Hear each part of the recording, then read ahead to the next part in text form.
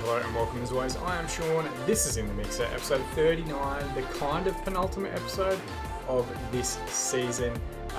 Basically, things are still going well. We have dropped down the division a little bit. It's nothing to panic about. It's because we've had a couple of little different cup replays, that sort of thing. But we definitely are getting to crunch time in the division. We need to start putting on good little runs of results, and we need to start putting the pressure onto other teams as opposed to being in pressure ourselves, trying to chase teams down, trying to worry too much about games in hand, all that sort of stuff. Let's jump in and have a quick look at the table before we get involved in today's game.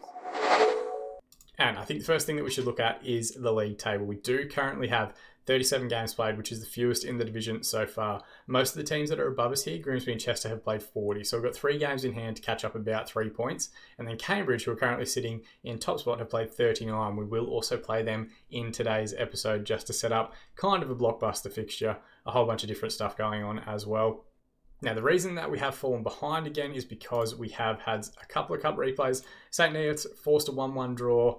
We did have to bring Austin Samuels off the bench to bail us out in this one. I rotated a little bit when perhaps I shouldn't have. We also finished this game with 10 men, Bellahoon getting injured pretty much straight after I had made 3 subs. I just refused to learn my lesson in that respect sometimes.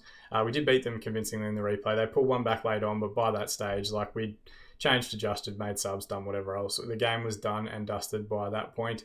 And then since then, a 2-1 defeat against Wrexham in the league. A very tight game. They deserved their win. Take nothing away from their result. They were quite good. It was just a good end-to-end fixture. Both sides tried to go out there and play the game the right way. Both sides had chances, but they were the better team on the day. And then we unfortunately got knocked out of the FA Trophy. I was trying to prioritise that competition this year. We played a strong squad, but they just seem to have the wood over us at the moment. They beat us 2-1 in the league as well. So they are potentially shaping up as being kind of a bogey team for us. It does mean, I guess, that we only have the Vanarama National Division to focus on. I have never done more than 4 additional promotions. We're currently at 5. We're potentially going to set ourselves up on a run here to go for 6 promotions in a row, which is absolutely insane. So what we are going to do is we're going to play the 2 games today against Boreham Wood, currently bottom of division, but they'll probably beat us because who knows why. We're also going to play the game against Cambridge, who are currently in top, and then we're likely going to come back and do the last 3 games of the season. Maybe not all of them on screen, but certainly the game here against Chester, who are currently in 2nd, and the game against Sutton, who are in 6th.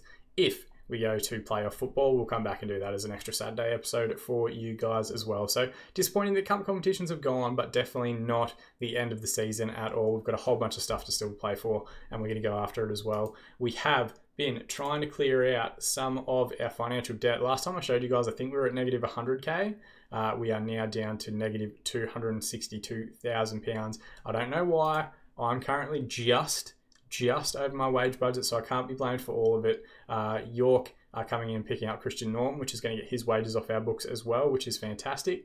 It's not until June, but that's fine. It's to be expected. We're letting him go on a free in the end because it makes the most sense for us. We are also trying to get rid of, if we have a look, Dong Dahi, who's still at the club, still earning £100 a week. If we can get rid of him, that will help us a little bit as well. But everything's going according to plan. So I think most of the debt that we've accrued is due to the new stadium, which is still another 12 months away. So even once we get towards the end of the season, we're not going to see anything until the off season of the next year, and we'll have another year at Highbury in Fleetwood, ground sharing with them and working around their fixture congestion as well. Otherwise, while we're on this page, things are going really well. They're super happy with our manager performance. Obviously, the last few seasons goes into that as well. I don't think they're ever going to sack me, but it is at least good to see that we have ongoing contracts and all that sort of stuff as well. Now, tactically, we have made a couple of adjustments. Bellahoon is out injured. He's still out for another 3 weeks, roughly, give or take. We've gone to 2 central defenders on defence, so Knight and Carson are playing together in their preferred role just to keep everyone settled. I've also added additional instructions to in possession. We're now looking for whipped crosses in the box because I'm just sick of all these wide players getting into good areas and then not necessarily doing the right things in possession. We're also going to set these wingers now to be shoot less often players. David Wang we never have to worry about. He's got 15 crossing. He's always looking to get a ball in from deep. But Longello is the one that kills me a bit. He gets into such good positions and then just shoots into the side netting. It still drives me absolutely mental. So we're going to do that. We're going to apply it for each of our different mentalities here as well. just so that we're covered all the way across the board. And I finally, thank you to the people that mentioned it in the comment section below, remembered to sort out my free kick and throw in structures and setups and whatever else. So if we do score from set piece scenario, we can say I should have done it 6 games ago, and that's very, very true. I definitely should have. We will jump in and have a look at the 2 lineups now. All right, this is how we're lining up. Dennis, of course, in goal. Carson and Knight as the 2 central defenders. Melbourne and Connolly as the fullbacks. Wang and Longello on the wings. Cornette, who has been fantastic for us this season, is going to play alongside Max Haygarth. We just need to get Roland a little bit of a... he's not in good form, so I'm going to rotate, put Haygarth in, see how he goes. I've done the same thing with Major, and I've done the same thing with Leo Gaxa. He's going to drop to the bench, having not played well over the last 5 games. Mampala will come in and play as a false 9. I thought about making him a poacher. We're going to see how he goes as a false 9. He has been training for it for a couple of months now. He might do okay. They've got a relatively strong looking lineup, 4-1-4-1, some decent little players in here. They've got Jaden Harris in midfield, who has caused us issues before, the ex-Fulham junior, if you remember back to that episode when we played them previously. Out on the right, their leading assist creator, Kane Smith. He looks a bit squished, like just a little bit narrow in that photo, but it's rare to see at this divisional level like a proper out-and-out wing-back. So he's going to be fairly decent for them, I'm sure. And in goal, Nick Townsend, 30-year-old goalkeeper from Barnsley, looks to be very, very solid for this level. So they have got a little bit about them, but they are bottom of the division for a reason. We should be battering them and then going back up into top spot. Let's say the media have given you a lot of credit lately. That one consistently seems to be working for me at the moment. And we want to try and get a game in hand victory, move back up into second spot, and then hopefully the next game against Cambridge set ourselves up to be in a good position to go back at the top of the table. We've got a deep free kick here. Oh, no, sorry. We're wearing our very sharp-looking third kit, the black and yellow. Longello with the ball, looks to send it into the channel. Melbourne plays inside to Cornette. A good reverse pass to Samuels, who finds the finish. 32nd goal of the season for Austin Samuels. He has been absolutely immense. I think he's about 3, maybe 4 goals behind the all-time FC Isle of Man league goal-scoring record. He's already scored most goals for the club, but he hasn't scored the most league goals for the club. That one's still held by Charlie Ball, and that's just an excellent finish. 43 goals in 42 league appearances for us last season. He's on track for a similar rate at the moment in the last few games, if he can get a couple of bags. If he can add to his tally today, it's going to set him up to go a long way in that. We've got a ball forward here. Melbourne into Cornette again. Skips past one challenge and then sends Samuels off the shoulder again. Can he find the finish? Gets it on his left foot and puts it straight at the goalkeeper. If he had a look for that corner again, he might have already had a double 20 minutes in. David Wang, short corner routine should have been utilised there. I'm not sure why it wasn't, but Townsend comes out and claims well. Highlight continues here. Ball over the top for Elliott, who takes a touch around the defender. He's wide left. Connolly with a good tackle. And thankfully, the keeper, what's his name? Mitch Dennis. Mitch Dennis? What's his name? I've forgotten his first name. What's Dennis? Will Dennis. Will Dennis was equal to it and pushed it around the far post. 10 minutes remain. We're just going to demand more, stay assertive, try and give everyone some focus through to half-time. Got to throw in here. Ball into Mampala. First real contribution we've seen from him so far. Ball back across the midfield was risky, but Cornette does quite well to keep possession. Longello's touch is poor and Webb will recover. Melbourne heads it back to Longello, who resets back through Melbourne again. Carson can come out the other side. So he goes long towards Samuels, flicks on a header towards Mampala, who gets the strike away. But a good save from the Bournemouth keeper forces it out for a corner. We've got short corner routines on again. Longello's going to ignore it and go deep. We do at least have bodies in the box this time. Cornette with the ball on the left-hand side, tries to get the ball in, but it's closed down pretty effectively by the Bournemouth defence. And the highlight comes to an end.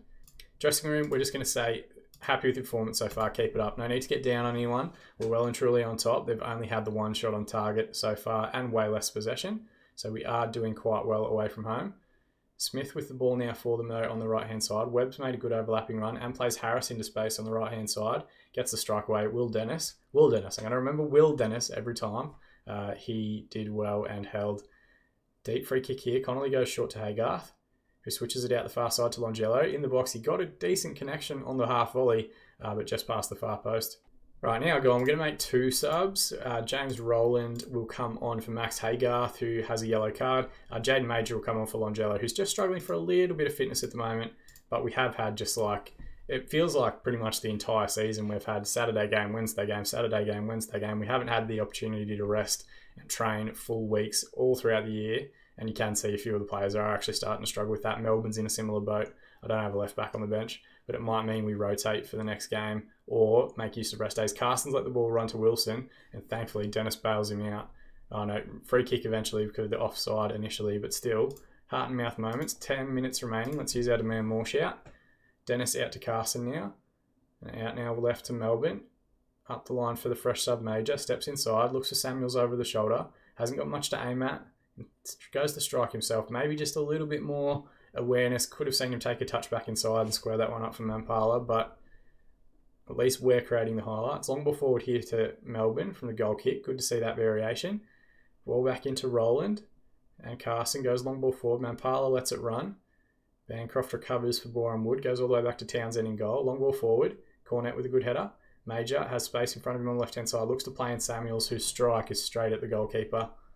And we're at least turning the screws a little bit. They have kind of come back into it statistically, but with 90 seconds remaining, they do have a throw in here on the right-hand side. Deep ball across. Melbourne hacks it away.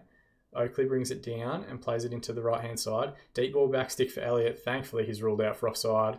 I'm not going to lie. For a split second there, until I saw the dialogue come up, I thought potentially he was onside. Now we're going to get a not deserved equaliser. Dennis is going to reset from the free kick here. Is there any late highlights that we're going to see? Carson back to Dennis, into Roland in midfield. Ball over the top for Samuels. He's off the shoulder, but they've done well dropping defensively against him. David Wang tries to cut it back. It's closed down by the fullback, and we will have a corner. Just keep it in the corner, boys. No shame in that. I don't know where our short corner routines have gone. Maybe because of the subs with Longello. Ball back across. Cornet. And thankfully, the referee calls for full time. So at 13 shots in the end, 6 on target, 55% of the ball. They had 11, 3 and 45, but a good 1-0 victory away from home. You'd hope to maybe get a bit more goal difference against the bottom team in the division, but I'm not going to complain. It does see us move back up into second position on 73 points, with 2 games in hand on Cambridge, who are 1 point ahead of us in first place. But, of course, we do play them in the next episode. Let's go and say Cornet was fantastic in the opportunities that he's created. The first man of the match award I think he's gotten for us, actually. And Doncaster boss Wade Elliott still working with his LinkedIn photo here in the face pack, coming and watching Austin Samuels whenever he wants. And there's a couple of players here that look like they could use a rest. I'm not going to do it for the next game, but what I am going to utilise is we've got 4 days till the next game. Let's give everyone a bit of an extended rest and say 3 days until we come back into training before the next match. Magic of editing, we're to jump forward to that game now and look at the 2 lineups. Right, so just like that, we're a few days ahead. I have kept Haygarth in. I thought about putting Roland back in from the start. I thought about putting Gaxa back in as well. But we're going to take faith with the team that kept a clean sheet and won the last game. And then we at least have some versatility coming off the bench if we need it. They're playing a very interesting 3-2-3, which of course, if you watched our beta series with Atletico Madrid, I could not get to work effectively. I'm going to see if they've got more about them. They've got Jordan Cox on the right wing. Looks to be a very solid wing option. Neil leading the line up top. Joe Neal, 24-year-old striker who came through FC United, Borum Wood at Youth Academies, looks to be fairly solid as well. There's nobody jumping out at me here in this lineup that looks spectacular. Just all very solid players. Just players with good attributes, traits, sitting around double figures for what they're being asked to do. Alfie Payne, 25-year-old from Norwich, looks to be a decent player. Previously played at Kings Lynn and, of course, coming through the Norwich youth setup as well. He looks very decent. And the other thing we should probably think of as well is we're going to keep an eye on a few of these players for when their contracts are up at the end of the year, and if we want to try and bring them across. As we get higher in divisions, we are going to poach from other teams at our divisional level more often than what we have been. Tom Scully at the back looks very good as well. He's got a 2-year deal though, so we wouldn't be looking at him anytime soon. Ex-Liverpool, ex-Norwich, he looks to be a quality defender for this level. Let's go passionate for this one. It's a big game. Let's say we owe Cambridge after what happened in the last match. They did get the win over us to knock us out of the FA Cup and dash our dreams and, any potential bank balances that we would have gotten from that competition this year. So if we can leapfrog them and today get back into top spot, it will be a small measure of revenge. First highlight of the game, 27 minutes in. It's a throw-in for Melbourne. Plays up the line towards Samuels. Sends one for Longello to chase. He tries to cut it back. Manages to win it back, go back stick to David Wang. 6th goal of the season for David Wang. We don't see him score a tremendous amount, but that is a massive, massive goal as far as our season is concerned. And I'm going to check out what happens here in 3 dimensions because I'm pretty sure Longello just keeps swinging a leg at it. Yeah, it pinballs around a bunch of different times, hits everybody 15 times, does well to keep it in off the clearance, and then David Wang's side foot finish into the far post, the Chinese international, with his 6th goal of the year, sees us move up into top spot. And we have got a highlight here. What is this going to be? It's a free kick from distance to be taken by Alfie Payne. Not a bad effort. Hits the crossbar, I think, or Dennis got a save to it and then hacked away by the defence. We're going to just use our demand more shout for the next 10 minutes before half time. Give everyone some focus. We just don't want to concede on the stroke half time. Mampala with a good ball in. It's pinballing around. Mills scrambles it away. Haygarth should reset. Ball across to Longello on the left-hand side. Melbourne, overlapping run, gets the strike away, hits the crossbar. Pinballs around. It's going to come to Connolly. Can he get the ball back in towards Samuels? Knocks it down for Longello. 6th goal of the season. It's the wingers doing all the damage at the moment. But what an intelligent knockdown header that was from Austin Samuels. I thought this Melbourne bit was going to be the end of the highlight, but Connolly stays alive to it. Hangs a good ball across towards the backstick area. Samuels, intelligent, just knocking that ball down instead of going for the strike himself. And Longello side foots home from the angle. The keeper's scrambling to get back across. And we're going to take a 2-goal lead. Or hang on, maybe we're not. Wang with the corner ball in. Finds Knight. I nearly said Nat Zeit, or instead of Zat Knight. But Kai Knight, 2nd goal of the season for the ex-Birmingham City junior. And it's a great ball from Wang. Again, I'm not sure why we're not using the short corner routine that we're set up to be doing, but it's a good finish from Knight at that back post. And we are, for the first time, I think, in this season, actually tearing apart one of our local, or not local, but one of our closest rivals in the division. Assertively, we're going to say very happy with the way things are going, lads. Keep it up. No need to complicate anything too far. Keeping an eye on the rest of the division, Torquay is winning their game, so they will go up into 2nd spot. And I think Chester are capitulating a little bit in the new year. They just seem to be dropping quite a few different defeats in. Not forgetting that they were, I think, about 6 points clear of us at one stage, as were Cambridge, to be honest. Ball in there towards Longello. It was a short back pass towards the keeper, and he just had to get it on target. Unfortunately, he just smashes that one past the far post. Throw in here on the right-hand side. Connolly to take to Haygarth. He's going to reset through Knight. There's a striker there. Neil turns and runs. Just stand him up. Carson does very well, actually. Give him credit when it's due. Stood him up, won the ball back, and kept possession. Haygarth to Mampala, reverse pass to Samuels. Can he find the sealer here? Oh, he's clipped the post and it's headed out. Not a bad effort though. Nice little interchange between he and Mampala. Alright, subs. Let's focus more on conditioning than actual fitness at the moment. David Wang probably needs a rest, as done Longello. We'll go with Longello and we'll put Jaden Major on the wing, and we might put Abdi Sharaf at right midfield. He's not great at it, but he can at least do it. I'm more concerned about fitness than anything else. You know what? David Wang's going to have to force himself through it, and we're going to switch up that right back role with Abdi Sharaf instead. Austin Samuels doing okay. Everybody else is over 70, so we'll hold off and do that one in the last 10 minutes. I've learnt my lesson, I think, after so many injuries, going down to 10 men so many times, after making 3 subs with 30 minutes remaining, that we're just going to hold on to it for the last few minutes here. Throw in here on the left-hand side, Melbourne to take. Major with the 1-2, deep ball across towards Mampala, runs back stick, and David Wang gets his 2nd goal of the game. We left him out there on the park. He is struggling with fitness, but he is now on track, I think, to get potentially a 1st hat-trick for the club, if he can find another finish. It's a lovely play here. Major plays it back to Melbourne. He goes for the deep cross, just hangs it towards back post. The defender, Armstrong, in there for Cambridge, missed that one pathetically, and thankfully, Wang was alive to it, and side foots home again. So it would see us go top of the division with 2 games in hand on the nearest side, so we can potentially bring one back. They've got a highlight here, 83rd minute. Got it on the left wing through Noyle. I just want to keep a clean sheet. It pinballed around in there for a minute. Dearman with the throw in here, finds Alfie Payne in the box. Back to Dearman now, towards Nibs. Gets a header on it. Just, lads, find your focus. I used the demand more shout. I'm going to use it again, just to give everyone some focus through to full time. We just want to see it through and get our clean sheet. Referee calls full time, a good 4-0 win. David Wang, excellent. Longello, excellent. Kai Knight, excellent. We managed to score 4 goals without either of our forwards scoring, which hasn't happened in forever. 29 shots, 13 on target, and 54% of the ball. They had 9, 3, and 46. And maybe just that little tweak in terms of looking for whipped crosses is helping us a little bit there. Passionately, very happy with the result and the way that you guys played. We are also now set to tighter marking, which is a little bit different. I'm not seeing it as much in the games, but maybe that is also helping us out a bit as well. Does see us go top of the division, plus 6 goal difference on our nearest rivals, Chester and Torquay, in 2nd spot. David Wang sends FC Isle of Man top. We are going to go and give him some praise as well. He was superb in front of the goal last time out, and he has had an excellent season, to be fair to him. What does that do to our remaining schedule? I think what we're going to do is jump forward a little bit, and we're going to come back and do this game against Chester. Now, what we might try and do is play that game against Chester without paying any attention to where we're at in the division at that time, and potentially it could be a chance for us to either secure a league title, or depending on how Chester are travelling, depending on how we go in our next few games, because there are quite a few coming in quick succession, it might be a bit of a mad race to the finish. We'll go through that in the next episode, finish out strong on the Friday, and see if we do potentially have playoff football. We'll do that as a Saturday episode for you guys as well.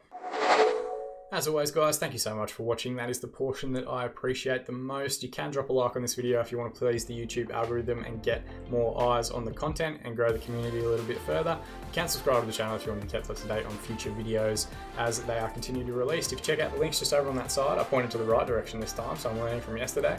You can follow us over on Twitter. You can keep an eye on us on Twitch as well for our regular Sunday streams. But like I said at the start, thank you for watching. That's the portion that I appreciate the most.